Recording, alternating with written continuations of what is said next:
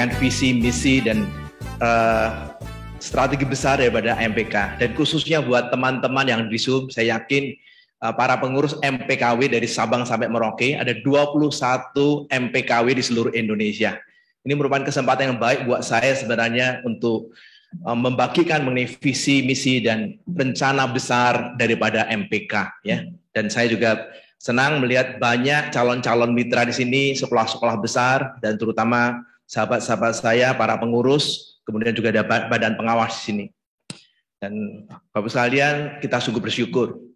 Kita mendapatkan satu kehormatan yang luar biasa kalau legend Maruli Simanjuntak bisa hadir. Ini salah satu kawan yang luar biasa bersama dengan Ibu Paulina Panjaitan yang saya hormatin juga. Saya sungguh sangat terkesan ketika dijamu makan di Bali ya. Dalam suasana persahabatan dan kekeluargaan ya. Dan kalau kita lihat kerendahan hati beliau, keinginan beliau untuk membantu orang-orang yang terpinggirkan sesuai firman Tuhan yang kita yakinin, itu sungguh menyentuh hati kita ya. Dan Bapak sekalian, bagaimana seorang legend Pangkostrat, saya hanya WA beliau loh Bapak sekalian. Langsung beliau menyatakan kesediaan. Saya sungguh sharing sama istri saya, wah ini sungguh exciting sekali. Saya pribadi sebagai ketua MPK juga sebenarnya merupakan salah satu jabatan yang menggetarkan gitu. Saya banyak bergumul, apakah saya harus mengambil jabatan ini. Pak David, Pak Daniel Dianto membujuk saya mengatakan saya gentar ya. Saya sudah mengambil 6-7 pelayanan ya. Tapi memang MPK ini setiap kali saya menghadiri kongres, menghadiri Rakernas, ada banyak hal yang menggetarkan. 6.000 sekolah Kristen memang tidak banyak. Total sekolah di Indonesia sekitar 217.000, mulai dari tingkatan TK hingga SMA. Dan anggota kita kira-kira antara 6.000, 7.000 atau sekitar 400 yayasan. Tapi Bapak sekalian, setiap kali Bapak sekalian hadir di Rakornas atau hadir di Kongres MPK, salah satu hal yang sangat membuat hati kita terenyuh adalah dari 6.000 lebih sekolah Kristen, 80%-nya mengalami proses penurunan. Dan saya punya keyakinan kalau tidak ada sesuatu yang dilakukan, akan kita lihat ada ratusan dan ribuan sekolah Kristen yang akan tutup Bapak sekalian. Kita memang bersyukur bahwa angka jumlah umat Kristen di Indonesia mengalami kenaikan 2010 7%, dan 2020 mengalami 7,6%, atau dari 16.450.000 menjadi 21.250.000. Kita masih bersyukur di Papua ada 69%, di Papua Barat ada 54%, di Sulawesi Utara ada 63%, di NTT ada 36%, di Sumatera Utara 27,5%. Di Jawa Timur ada 1,8, Jawa Tengah 1,6, dan Jawa Barat 1,8, Jawa Timur 1,7%. Kita bersyukur di Jabodetabek ada sekitar 8,6%. Tapi Bapak sekalian, kalau Bapak sekalian melihat memang jumlah Kristen naik. Tapi di satu sisi, kalau melihat sekolah-sekolah Kristen yang 80% masa depannya tidak menentu, terutama teman-teman kita di Indonesia bagian timur, akan jadi seperti apa keluarga-keluarga Kristen, terutama teman-teman kita di Indonesia bagian timur. Maka saya sering mengatakan kepada teman-teman BPK Penabur, teman-teman IPK, teman-teman Kalam Kudus, Tritunggal, kemudian Petra atau Trimulya atau sekolah-sekolah yang sudah bagus, jangan mengatakan dan jangan bertanya apa yang MPK lakukan untuk Bapak Ibu sekalian. Tapi biarlah kita sama-sama berdoa sekolah yang sudah diberkatin. Sama seperti tadi Pak Maruli menunjukkan gereja-gereja yang demikian, kira-kira kondisi sekolah tidak jauh seperti itu. Ada beberapa sekolah yang seperti di Sulawesi, di Toraja, 80% sebenarnya mereka sudah tidak bisa menggaji gurunya. 80% lebih sekolah itu gurunya adalah ASN. Jadi sebenarnya sekolah Kristen itu mereka hanya memiliki pekarangan dan gedungnya saja. Kalau ASN ditarik oleh pemerintah, ribuan sekolah Kristen hari ini sudah tutup Bapak sekalian. Di Jawa Tengah ada 42 yayasan menjadi anggota MPKW, dan hanya 10 yayasan eksis.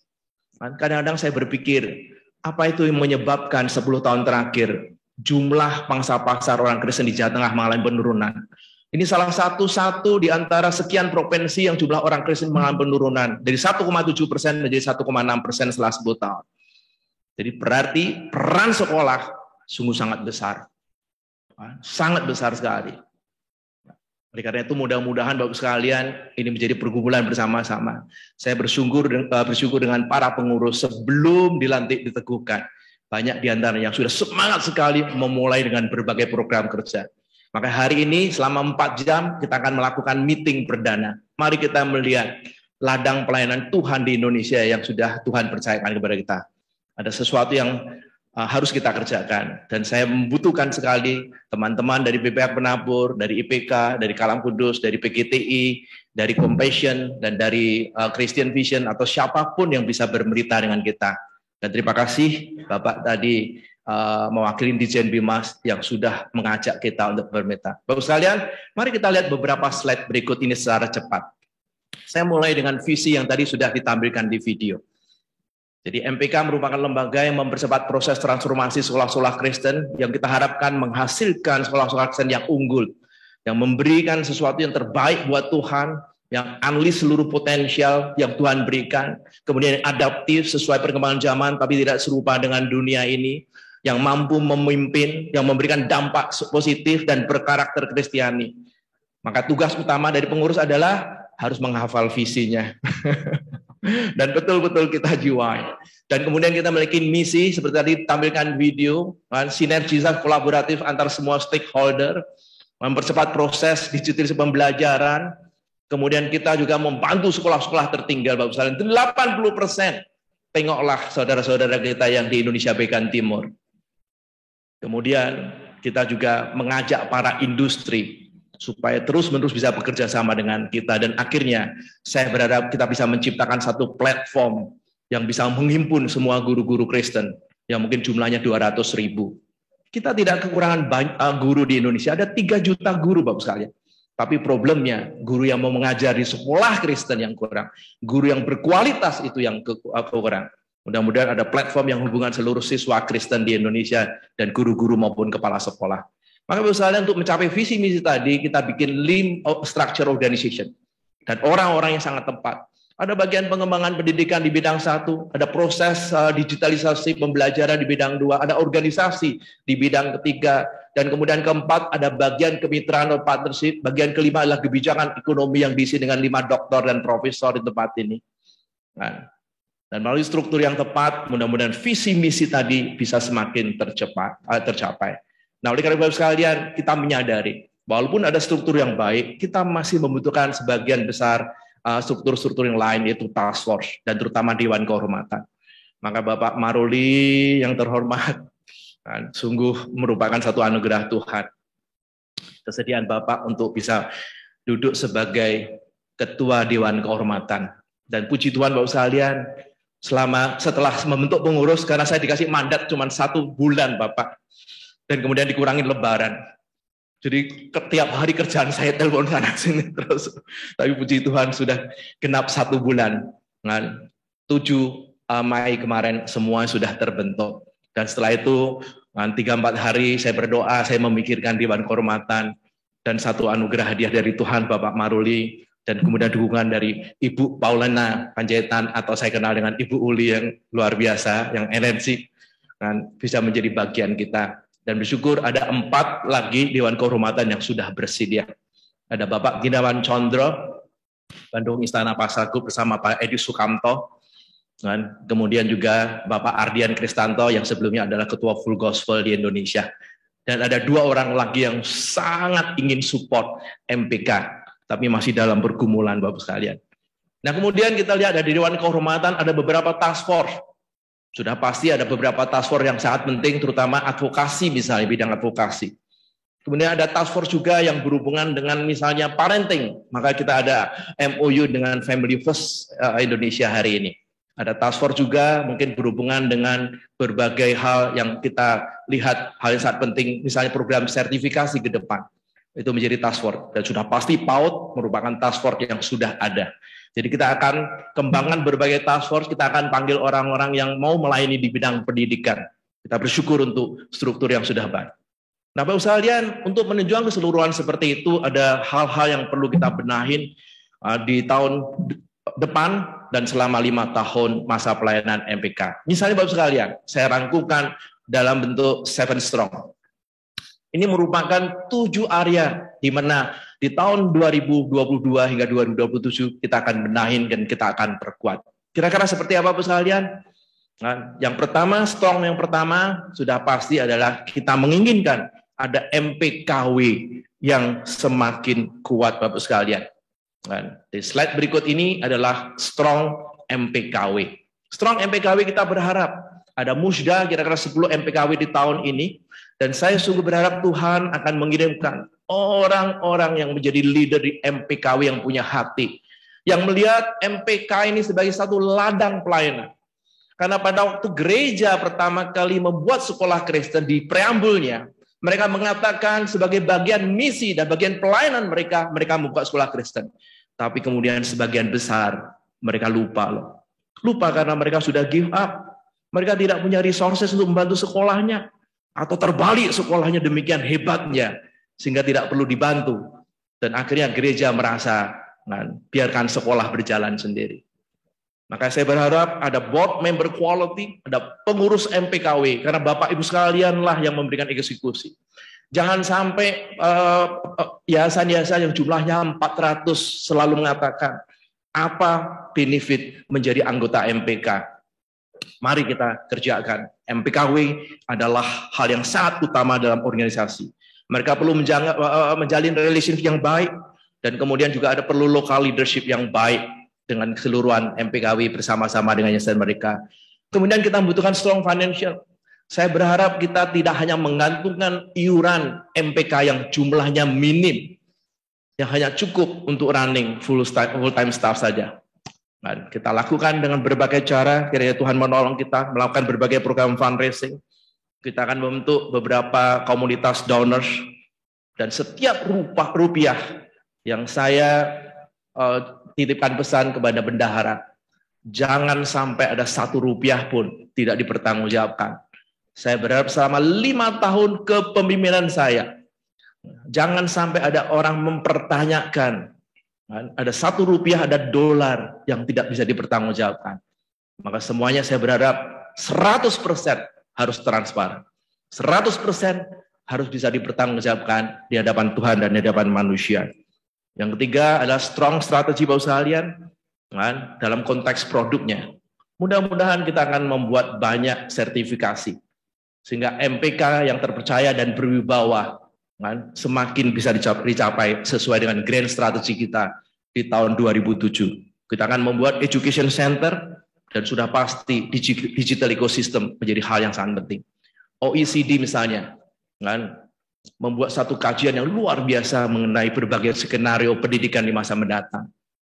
Karena kita lihat salah satu lembaga industri yang sangat terkena dampak dengan teknologi adalah edukasi dan gereja. Tidak ada industri di luar sana yang lebih terhantam, yang lebih terkena dampaknya dibandingkan sekolah dan gereja.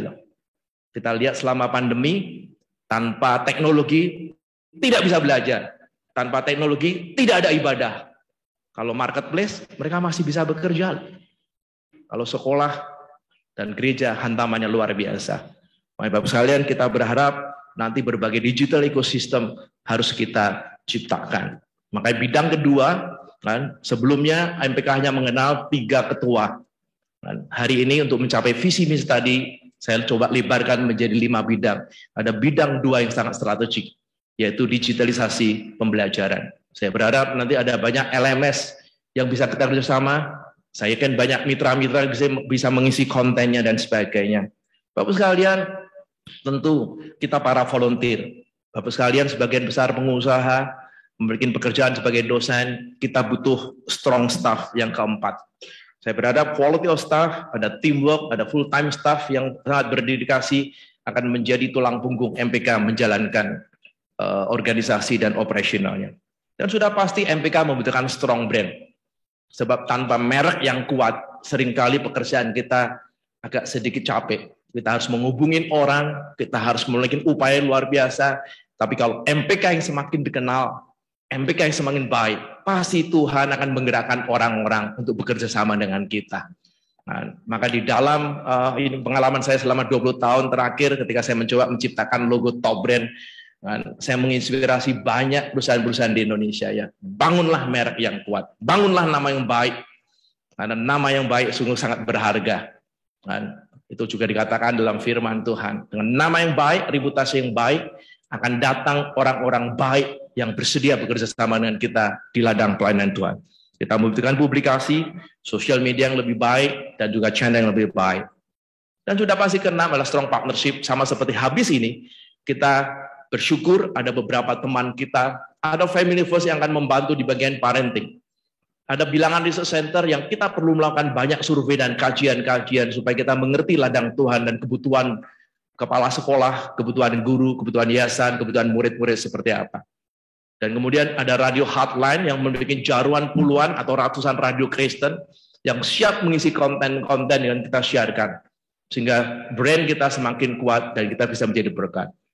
Dan ada juga Kinarya yang akan bermitra dengan kita, yang akan memberikan pendidikan musik dan kreativitas, sehingga membuat banyak anak-anak Kristen punya masa depan yang baik. Kan? Tidak semuanya harus belajar matematika dan pengetahuan alam dengan baik. Ada orang-orang yang dipanggil Tuhan dengan talenta kreativitas pula. Sekalian, kita berharap ada industri, kemudian sinode bisa bekerja sama, kita kembalikan visi misi mereka kembali, jadikanlah sekolah ini sebagai ladang pelayanan Tuhan yang sangat besar, sekalian. Kemudian, terakhir, tapi sungguh sangat penting, kita membutuhkan strong faith. Saya berharap setiap MPK dan MPKW memiliki fellowship yang teratur, berdoa bersama-sama. Ada tim doa, mereka juga sangat penting artinya buat kita. Bapak sekalian, inilah gambaran mengenai berbagai strategi daripada MPK. Dan slide yang terakhir kalau kita perhatikan, kan, saya mencoba merumuskan 7 strong dengan grand strategi kita.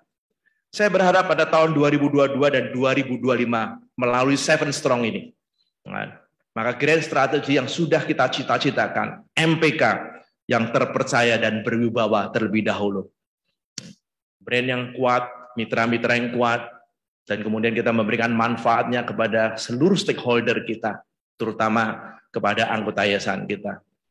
Dan akhirnya pada tahun 2026 sampai 2030 kita akan melihat MPK sebagai transformator ya.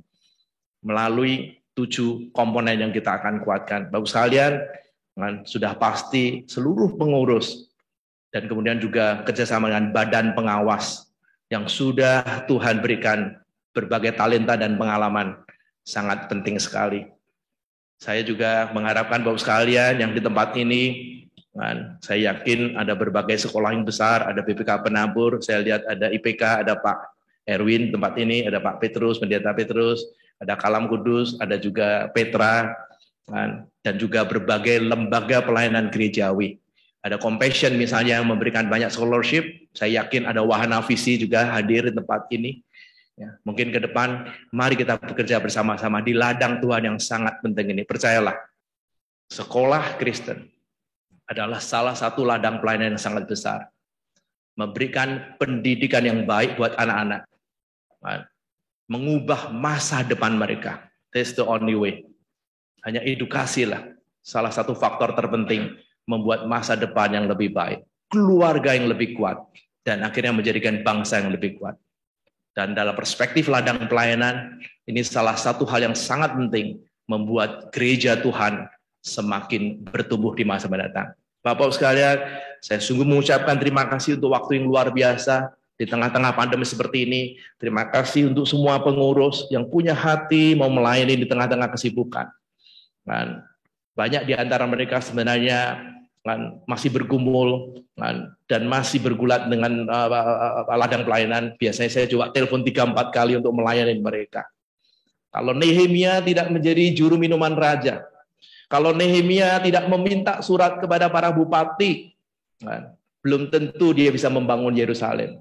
Kadang-kadang Tuhan juga ingin memberikan jabatan.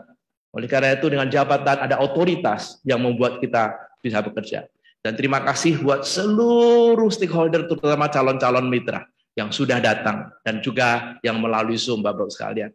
Saya berharap mari kita bekerja sama di satu ladang pelayanan Tuhan yang sangat kritikal ini, tapi yang menggetarkan kita bersama-sama akan menentukan masa depan jutaan keluarga Kristen di Indonesia.